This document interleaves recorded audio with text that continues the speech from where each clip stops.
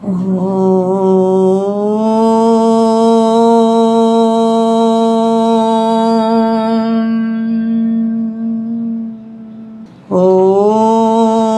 நம சிவாய. ஓம் அகஸ்தீஸ்வராய நமஹ. நம சிவாய. நாம் அகத்தில் ஈசனை காண்க என்ற தலைப்பின் கீழ் வரும் எல்லா சித்தர்களின் பாடலை ஒன்றின் பின் ஒன்றாக நாம் பார்த்து கொண்டு வருகிறோம். இதுவரை நாம் கடுவெளி சித்தரின் பாடலை பார்த்தோம். பல சித்தர்களின் பாடலை நாம் பார்த்திருக்கிறோம். அகப்பை சித்தர், பாம்பாட்டை சித்தர், கடுவெளி சித்தர் என்று. சென்ற வாரம் எல்லாம் கடுவெளி சித்தரின் பாடலை பார்த்து கொண்டு வந்தோம். இனி இந்த வாரம் முதல், இந்த வீடியோ முதல் நாம் குதம்பை சித்தரின் பாடலை பார்ப்போம். அவர் 229 கன்னிகள் எழுதியிருக்கிறார். எல்லாம் ஒரு வரி கன்னிகளாகத்தான், ஒரு வரியாகத்தான் இருக்கும். முக்கியமாக அதை தொடர்ந்துதான் மித்தம் இருக்கும். ஆனால் எல்லாம் மிக முக்கியமான வரிகள். அது வாழ்க்கைக்கு மிகவும் உதவி செய்யும் பாடல்களாக இருக்கிறது. குதம்பை என்பது காதில் அணியும் ஒரு அணிகலன். நம் தோடு என்று கூறுகிறோம். அதுபோல் இந்த இடத்தை இயர் லோப்ஸ் என்று கூறுவார்கள். அதில் அணியும் ஒரு அணிகலன் தான் குதம்பை என்பது. அது பொதுவாக பெண்கள் தான் அணிந்திருப்பார்கள். அன்றெல்லாம் கிராமத்து பெண்கள் தான் இதை அணிந்திருப்பார்கள். இன்று இதை அணியாதவர்களே மிக குறைவாகத்தான் இருக்கிறார்கள். அவர் தாய் தகப்பனாருக்கு மிக காலமாக குழந்தை பாக்கியம் இல்லாமல் இருந்தது. பல கோவில்களுக்கு சென்று வழிபட்டும், பல தீர்த்தங்களில் நீராடியும், சிவனையே வணங்கியும், கடைசியில் வயதான காலத்தில் ஒரு ஆண் குழந்தை பிறந்தது. ஆனால் என்னவோ அந்த தாய் தகப்பன் மற்ற உறவினர்களும் எல்லாம் அந்த குழந்தையை ஒரு பெண் குழந்தையாகவே பாவித்தார்களாம். ஏனென்றால் அந்த குழந்தை அவ்வளவு அழகாக இருக்கும். பெண்களுக்கான எல்லா ஒரு லட்சணங்களும் அந்த குழந்தைக்கு இருந்ததாம். அதனால் அது பெண் குழந்தை போலவே அவர்கள் பாவித்து வளர்த்தார்கள். அது மட்டுமல்ல, பெண்கள் அணியும் இந்த காதில் அணியும் அணிகலனான இந்த குதம்பையை அவருக்கு அணிந்து மகிழ்ந்தார்களாம் தாய் தகப்பன்மார். அதை இட்டு கொண்டு அவர் போகும் பொழுது, சிறு குழந்தையாக இருக்கும் போது மிக அழகாக இருக்கும். அவர்கள் பெற்றோர்கள் மற்றும் இல்லை, மற்ற உறவினர்கள், அந்த கிராமத்தில் உள்ளவர்கள் எல்லோருமே அவரை குதம்பை குதம்பை என்று கூப்பிட்டார்களாம். ஏனென்றால் இந்த அணிகலன் அவர் அணிந்திருப்பதால். அதை பார்த்து எல்லோரும் மகிழ்ந்தார்களாம். இப்படி இருக்கும் பொழுது அந்த குழந்தையும் சந்தோஷமாக வளர்ந்து கொண்டே வந்து ஒரு இளம் பருவம் அடைந்தது. ஒரு நாள் அவர் கோவிலுக்கு சென்றிருந்தார். கோவிலுக்கு சென்று திருப்பி வரும் வழியில் யாரோ ஒருவர், ஒரு வயதானவர் இவரை கூப்பிட்டது போல் அவருக்கு தோன்றி திரும்பி பார்த்தார். பார்த்தவுடன் ஒரு வயதான ஒரு கிழவர் இருந்தார். வயது மூத்த ஒருவர் கூறினார், என்னப்பா, உனக்கு ஞாபகம் இல்லையா? நீதான் வீடு வேறு அடைய வேண்டும், அந்த சிவனையே அகத்தில் காண வேண்டும் என்று முயற்சி செய்து கொண்டு இருந்தாயே. உனக்கு அந்த ஜென்மாவில் வயதாகிவிட்டது. அதனால் நீ அந்த உடலை விட்டு பிரியும் ஒரு சூழ்நிலை வந்தது. நீ அந்த உடலை விட்டு தூக்கி போட்டுவிட்டு வேறொரு உடல் எடுத்து இப்பொழுது பிறந்திருக்கிறாய். நீ இன்னும் அந்த அகத்தில் ஈசனை காணவில்லையே. உனக்கு வீடு வேறு அடைய வேண்டாமா? நீ ஏன் முயற்சி செய்யவில்லை? மறந்து விட்டாயா என்று கேட்டாராம்.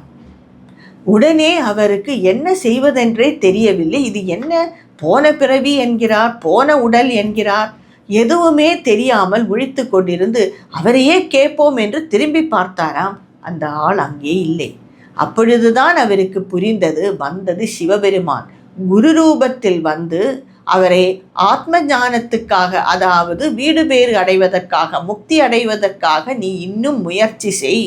நீ பாதியில் விட்டு வந்து விட்டாய், வேறொரு உடல் எடுத்து விட்டாய். இந்த ஜென்மாவில் மீண்டும் நீ அதை முயற்சி செய்து நீ முயற்சி செய்ய வேண்டும் என்று கூறியிருக்கிறார். உடனே அவர் பக்கத்தில் உள்ள ஒரு முழங்காட்டில் சென்று விட்டாராம். யாரிடமும் கூறவில்லை.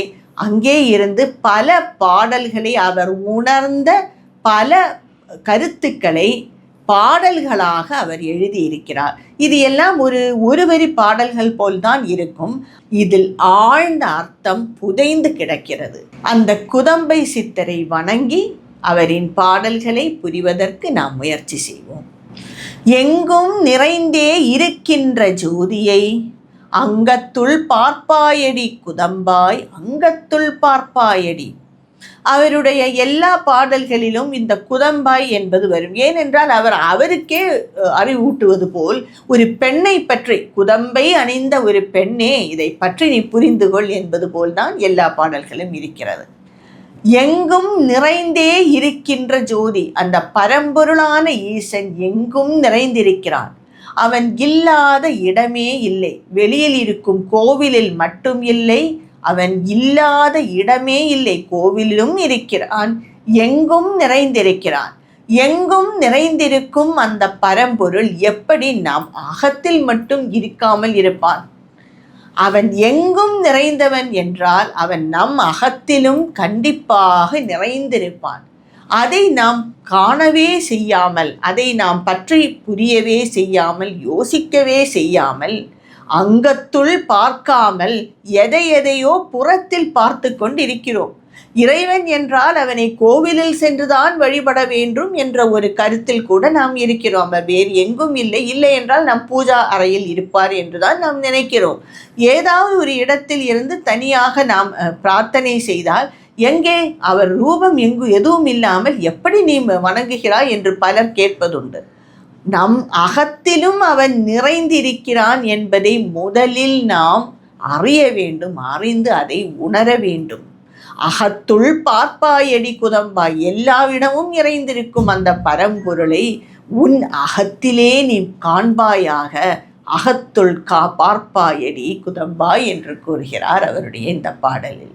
அவர் அனுபவித்ததை, அவர் பார்த்ததை நமக்கும் கூறுகிறார் இந்த சித்தர். வெட்ட வெளிதன்னை மெய்யென்று இருப்போர்க்கு பட்டயம் எதுக்கடி குதம்பாய், பட்டயம் எதுக்கடி.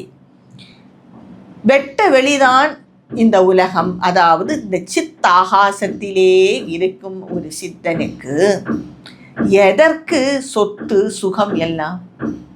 அந்த சுகம் நாம் புறத்தில் அனுபவிக்கும் அந்த சுகத்தை அந்த சித்தன் அகத்திலே அனுபவித்து கொண்டு இருக்கிறார். அவர் அந்த சித்தாகாசத்திலே எப்பொழுதும் நிறைந்திருந்து அதிலே அனுபவித்து கொண்டிருக்கும் அந்த சித்தனுக்கு வெளியில் சொத்து சுகமெல்லாம் எதற்கு? இதனால்தான் இந்த சித்தர்கள் எல்லாருமே அவர்கள் வீட்டை விட்டு வெளியேறி காட்டில் அலைந்து கொண்டிருக்கிறார்கள். அவர்களுக்கு இந்த உலகமே வீடுதான். அவர்களுக்கு என்று தனி வீடு இல்லை. நம்மை போல் தனி வீடு சொத்து எல்லாம் அவர் இல்லை. அதனால் நம் போல் அவர் பட்டயம், நம்ம எல்லாம் எவ்வளவோ பட்டயம் வைத்திருக்கிறோம், அங்கே சொத்து இங்கே சொத்து என்று. இது போலெல்லாம் அவர்களுக்கு கிடையாது. இந்த உலகமே அவர்களின் சொத்து தான். இதற்கு என்ன லீகல் டாக்குமெண்ட் கொடுக்க முடியும்? இந்த எல்லா இடமும் நிறைந்திருக்க ஆகாசம் என்னுடைய கூரையப்பா, இது எனக்கு சொந்தம். ஏனென்றால் நான் எப்பொழுதும் அந்த சித்தாகாசத்திலே இருக்கிறேன். எனக்கு என்று ஒன்று இல்லை, எல்லாமே என்னுடையது என்று உணர்ந்தவர்கள் அந்த சித்தர்கள். இவர்களுக்கு எதுக்கு பட்டயம்? பட்டயம் என்றால் லீகல் டாக்குமெண்ட்ஸ். எதற்கு இந்த லீகல் டாக்குமெண்ட்ஸ் எல்லாம்? இதற்கு கொடுக்க முடியுமா? இந்த பிரபஞ்சம் முழுவதற்குமான பட்டயத்தை ஏதாவது இடத்திலிருந்து பெற முடியுமா? எதற்கடி இந்த பட்டயம் எல்லாம்? எதற்கடி குதம்பாய், பட்டயம் எதற்கடி என்று கேட்கிறார். இதுதான் சித்தர்கள். எல்லாமே அவர்களுக்கென்று அவர்கள் பாவித்து நடப்பவர்கள். அவர்களுக்கு என்று தனிமை கிடையாது. ஏனென்றால் அவர்களுக்கு அந்த அகங்காரம், என்று அந்த ஒன்று அகங்காரம் இருக்குமே, அது மாய்ந்துவிடும். எல்லாம் இருப்பதெல்லாம் அந்த ஒன்றுதான் என்பதை உணர்ந்து விடுவார்கள். இந்த பரந்த ஆகாசம் எல்லாம் என் வீடுதான். இந்த சித்தாகாசத்திலே அவர்களுக்கு அது இருக்கும் பொழுது அந்த வேறுபாடுகள் விலகிவிடும். இதன் வெளிப்பாடுதான் இந்த பாடல். மெய்ப்பொருள் கண்டு விளங்கும் மெய்ஞானிக்கே கற்பங்கள் எதுக்கடி குதம்பாய், கற்பங்கள் எதுக்கடி. கற்பம் என்றால் காயகல்பம். கல்பம் நாம் கேட்டிருப்போம்.